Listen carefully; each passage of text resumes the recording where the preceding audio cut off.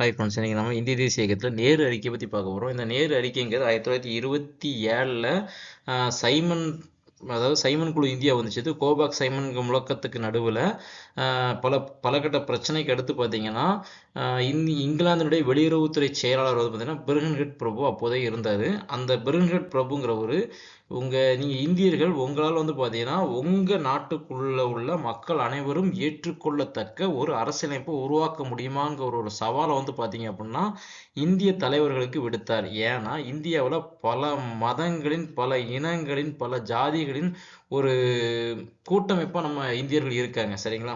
So அதை மையப்படுத்தி அவர் சொன்னார். அதுக்கு பார்த்தீங்கன்னா நம்மளுடைய தலைவர்கள் வந்து பார்த்தீங்கன்னா ஒரு இந்திய தேசிய காங்கிரஸை கூப்பிட்டு ஒரு இந்தியாவுக்கு தேவையான ஒரு அரசியலமைப்பை தருமாறு நேருட்ட சொன்னாங்க. நேரு வந்து பார்த்தீங்கன்னா அதோட அறிக்கையை 1928 வந்து பார்த்தீங்கன்னா கொடுத்துருப்பாப்புல.